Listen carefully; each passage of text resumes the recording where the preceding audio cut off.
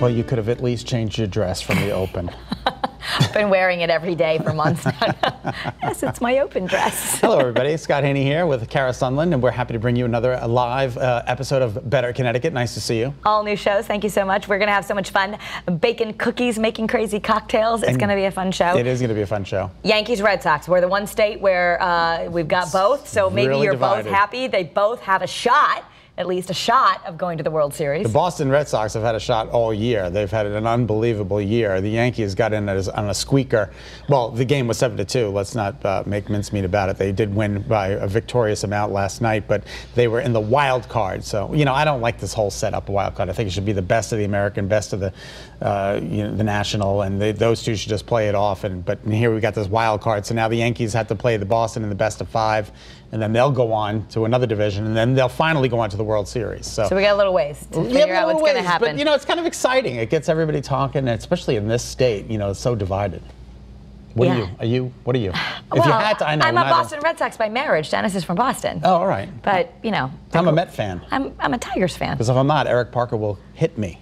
Oh. Yeah, so Okay. I have to go along with my coworkers. Kudos to a teacher in Washington State. He's had it with disruptions of students on their cell phones. So he's going to lock them up. This is his Look at the little tiny lockers. Yeah, they got to come in and they can put their cell phones there. And he said that helps them with the, FOMO anxiety. They know they haven't lost their cell phones. They're still within the vicinity. But he just thought, I guess this school allows them to use it during the day. I know some my kids' school does not allow any cell phones on during the day at all. But the kids are young. Does that change in high school? I don't know. I don't know about, I think different schools are different. I saw an op-ed piece actually, I think it was in the New York Times, saying that we should, every school in America should have a no cell phone policy.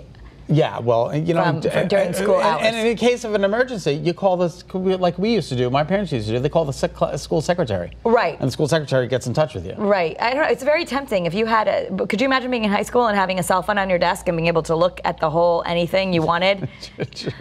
I'm sorry, Tracy was talking to me. She's like, you have to press 17 buttons to get to the school secretary. Where I can just text my kid. All right, well, there you go. Well, that is true. Some parents like to be able to reach their kids all day. All day. But, you know. All right, and so there's a social media account, which includes a Facebook page, and it's all dedicated to pointing out some of the crazy things that people do on planes. Yes. You can think of a few, but how about looking at them? It's called passenger shaming. Yesterday, someone posted a picture of a parent who brought a child's potty seat on board, and during the flight, had the child use it in the middle of the aisle. We're not going to show you that, but we just want to say, Kara. Potty seat in the middle of the aisle. What are you thinking here? What, mid-flight, she whips out the potty seat in the middle of the aisle, and the kid why would you do that? Does its business in the middle of the If the child is potty training, then take them to the airport potty or the airplane potty even. You can go in there and help them. Or put a diaper on it and say, you're free to go now, but when we get it back, we're back to training. You know? Can't do a potty seat in the aisle. Can't happen. No, it just can't happen. It's not okay. Where were the stewardesses that were? I'm sure they had something to say about that when it was over. Oh, my God. Kate Hudson delivered a baby girl on Tuesday.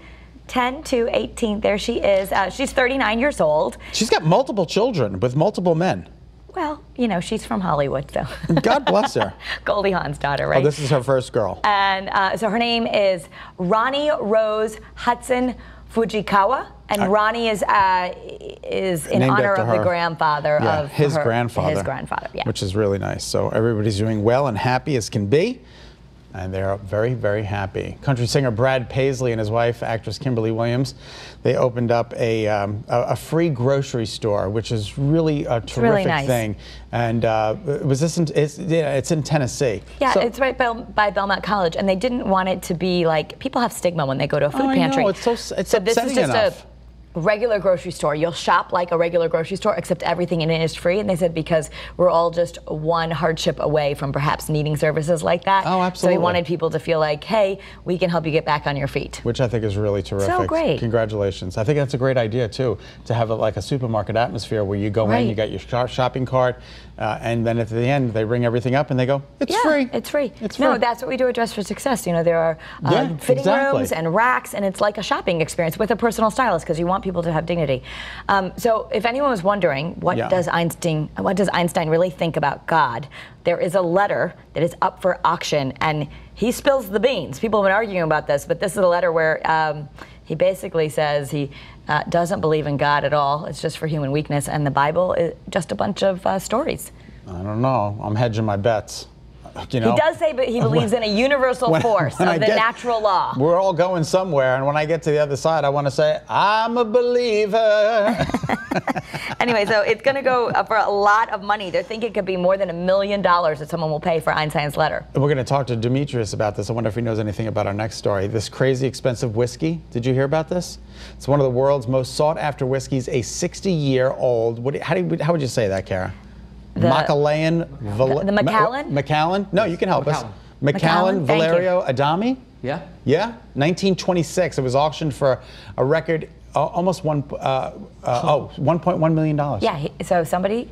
$1.1 million. Yeah, somebody paid over $1 million for a bottle of whiskey. For a now, bottle of Gail whiskey. King asked this morning, which I thought was really funny, because they did this story and see. She goes, "I wonder if he's single." I wonder if he's single. Just asking for a friend. And who's the guy that's holding the whiskey? Is he from Masterpiece Theater? Did you see him with the oculet there? He looked very important. Wow, $1 million for a whiskey. Yeah, I don't think you'd open this for a party. I think you just wait until it ages a little bit more, and then you get $2.1 million in 10 years from now. Maybe it's an investment. I think it is an investment.